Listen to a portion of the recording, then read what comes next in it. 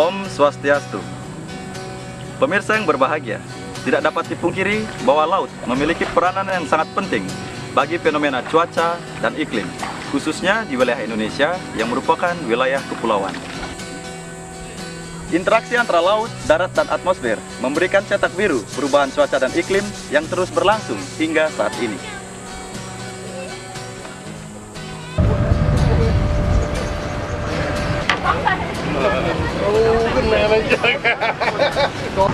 Pemirsa yang berbahagia, untuk edisi spesial kali ini, kami akan menampilkan BMKG sebagai instansi utuh yang sangat konsen di bidang meteorologi, klimatologi, dan geofisika, khususnya terkait dengan produk informasi cuaca, iklim, dan kegempaan. Untuk informasi pertama, akan kami sampaikan perakiraan cuaca yang akan terjadi besok hari Rabu, tanggal 14 Desember 2016 di beberapa kota di Provinsi Bali. Yang kemudian akan kami sampaikan juga analisis cuaca ekstrim yang berdampak tanah longsor di Petang pada tanggal 30 November 2016. Perakiraan cuaca untuk hari Rabu tanggal 14 Desember tahun 2016. Pada pagi hari, hampir di sebagian besar tempat di Pulau Bali, kami perkirakan berawan dengan suhu berkisar antara 26 sampai 28 derajat Celcius. Kecuali wilayah Kuta dan Nusa Dua, kami perkirakan hujan ringan. Pada siang hari, hujan ringan hampir melanda sebagian besar di Pulau Bali dengan suhu udara berkisar antara 28 sampai 32 derajat Celcius. Kecuali Tabanan, Tanah Lot, dan Kuta, kami perkirakan hujan sedang. Untuk malam hari, kami perkirakan sebagian besar tempat di Pulau Bali dalam keadaan berawan dengan suhu berkisar antara 25 sampai 28 derajat Celcius. Kecuali Negara dan Amlapura, kami perkirakan hujan sedang. Dan untuk dini hari, sebagian besar berawan dengan berkisar suhu antara 23 sampai 25 derajat Celcius. Kecuali Tanah Lot, Kuta, dan Nusa Dua, kami perkirakan hujan ringan. Analisa cuaca terkait kejadian hujan lebat dan tanah longsor di wilayah Petang Badung tanggal 30 November tahun 2016. Berdasarkan peta streamline, secara umum angin bertiup dari barat daya hingga barat yang membawa banyak uap air sehingga memberikan kontribusi pertumbuhan awan konvektif di sepanjang daerah pertemuan dan belokan angin termasuk di atas wilayah Bali. Terdapat awan-awan CB dan awan-awan tebal pada tanggal 29 dan 30 November tahun 2016 pada siang hingga sore hari yang memicu kejadian hujan dengan intensitas sedang hingga lebat. Hujan dengan intensitas sedang hingga lebat terjadi 5 kali dalam dasiran ketiga pada bulan November 2016 di wilayah Petang Badung. Sebelum kejadian tanah longsor pada tanggal 30 November 2016 pukul 23.30 WITA, terjadi hujan lebat pada siang hingga sore hari. Kondisi hujan lebat berturut-turut dengan kondisi tanah yang labil dan terjal dapat menyebabkan longsor. BMKG Wilayah 3 Denpasar telah mengeluarkan peringatan dini cuaca ekstrim sebelumnya yang disebarkan melalui media sosial Telegram.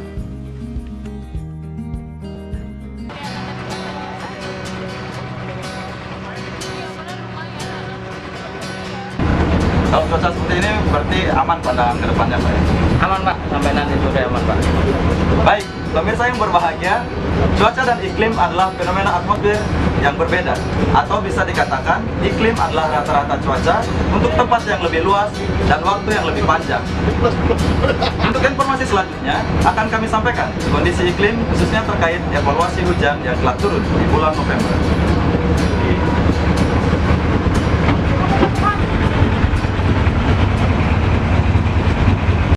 Analisis hujan bulan November tahun 2016.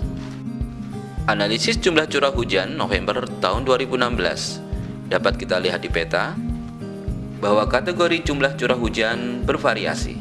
Mulai dari kategori rendah berkisar 0 sampai 100 mm, menengah 100 sampai 300 mm, tinggi 300 mm sampai 500 mm, hingga sangat tinggi lebih besar dari 500 mm. Untuk analisis sifat curah hujan dapat kami sampaikan bahwa sifat curah hujan bervariasi.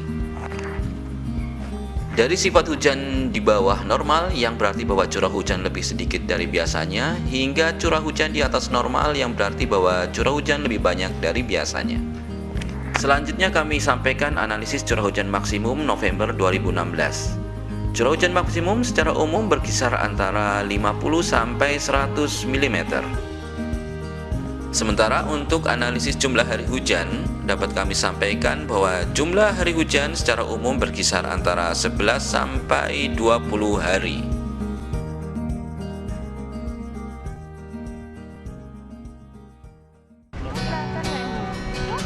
Ininya satu. Masih aman, masih aman. 11 berapa? 1 meter.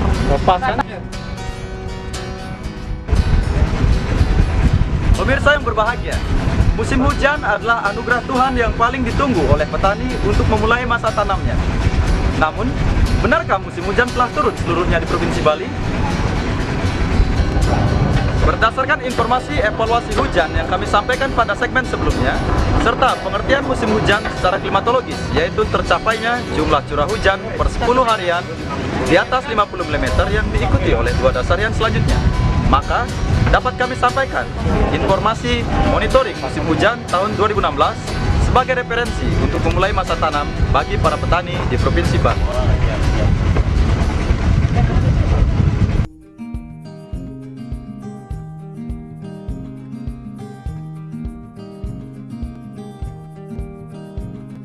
Dapat kita lihat di peta bahwa titik-titik berwarna hijau adalah daerah yang telah memasuki musim hujan, sedangkan titik merah menunjukkan daerah tersebut belum memasuki musim hujan.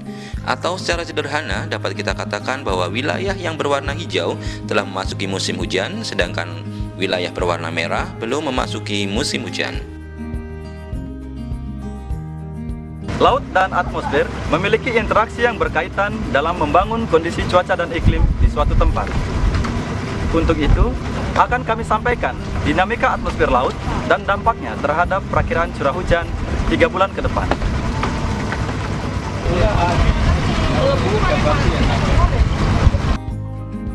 Dinamika atmosfer laut terkini. Suhu permukaan laut di sekitar Bali cenderung normal. Hal ini mengindikasikan bahwa uap air masih tersedia bagi pertumbuhan awan-awan hujan. Selanjutnya untuk anomali SST Indonesia dikategorikan hangat, yang artinya bahwa suplai uap air signifikan di bagian selatan dan timur di wilayah Indonesia.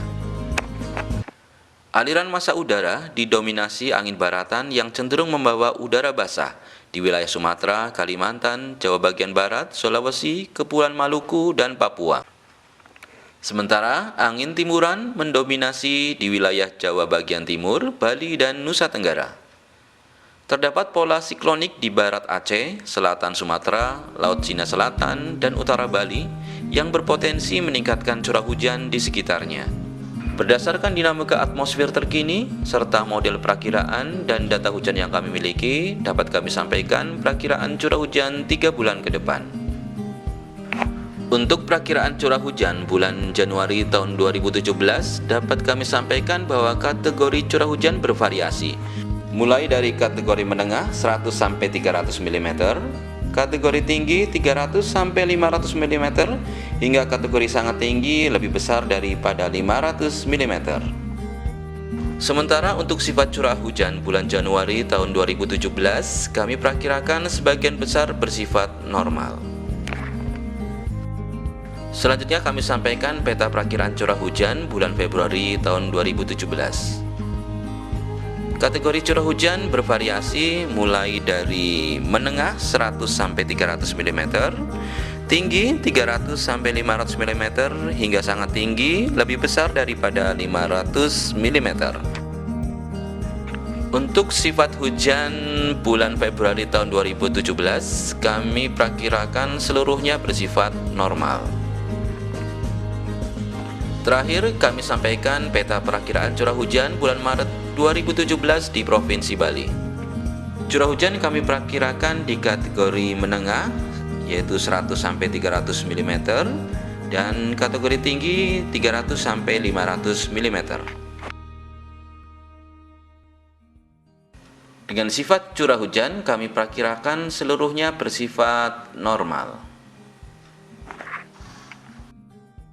Saya yang berbahagia, untuk mendukung keselamatan masyarakat nelayan dalam melakukan aktivitasnya di laut, BMKG juga menyediakan informasi tinggi gelombang yang diupdate setiap hari. Berikut kami sampaikan perakiraan tinggi gelombang untuk hari Rabu tanggal 14 Desember 2016. Perakiraan tinggi gelombang untuk hari Rabu tanggal 14 Desember 2016. Dapat kita lihat di peta bahwa tinggi gelombang di Laut Bali, Selat Bali bagian utara dan selatan berkisar antara 0 sampai setengah meter. Sedangkan tinggi gelombang di Samudra Hindia Selatan Bali berkisar 1,5 sampai 2 meter. Sementara wilayah berwarna hijau kami perkirakan tinggi gelombang berkisar 1,25 sampai 1,5 meter. Dan untuk wilayah berwarna hijau muda kami perkirakan berkisar antara 1 sampai 1,25 meter. Pemirsa yang kami cintai, gempa berkekuatan 6,5 skala Richter yang mengguncang PD Jaya Aceh pada hari Rabu tanggal 7 Desember 2016 seolah mengingatkan kita bahwa Indonesia adalah negeri yang rawan terhadap bencana gempa bumi. Pulau Bali diapit oleh daerah pertemuan dua lempeng bumi, yaitu lempeng Indo-Australia yang menyusup di bawah lempeng Eurasia di wilayah selatan, serta terdapat patahan atau kita sebut dengan back up thrust di wilayah utara Bali. Kondisi ini menyebabkan Pulau Bali sebagai salah satu daerah yang rawan akan kejadian gempa bumi. Berikut akan kami sampaikan catatan gempa bumi yang dapat dirasakan di Bali, Nusa Tenggara sepanjang tahun 2016. Catatan seismisitas Bali dan Nusa Tenggara periode November 2016. Dari peta seismisitas Bali dan Nusa Tenggara telah terpantau terjadi 97 gempa bumi. Dan 32 gempa diantaranya adalah gempa yang dapat dirasakan oleh kita. Jumlah kejadian gempa berdasarkan magnitudo tercatat 40 gempa dengan kekuatan 1 sampai 3 skala Richter. Dan tercatat 56 gempa dengan kekuatan 3 sampai 5 skala Richter, sedangkan terdapat 1 gempa berkekuatan lebih dari 5 skala Richter. Jumlah kejadian gempa berdasarkan kedalaman tercatat 73 gempa bumi dengan kedalaman 10 sampai 60 km. Dan 23 gempa bumi tercatat pada kedalaman 60 sampai 300 km. Dan 1 gempa dengan kedalaman 300 sampai 600 km. Masih cuaca, iklim, dan gempa bumi yang dapat kami sampaikan.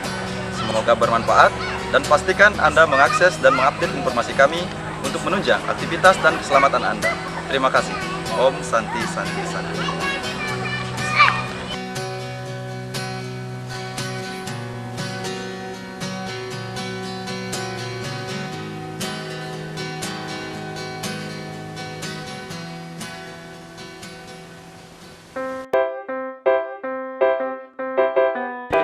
Negara Bali. Di wilayah Indonesia, laut memiliki memberikan cetak biru perubahan kepulauan. Ulang lagi sekali. Perubahan cuaca. Pemirsa yang berbahagia, kami akan menampilkan matanya masa tanamnya. Ulang. Dataran air bola tinggi gelombang, hukum keselamatan masyarakat, perakiraan dan etik itu. Untuk itu akan kami sampaikan dinamika atmosfer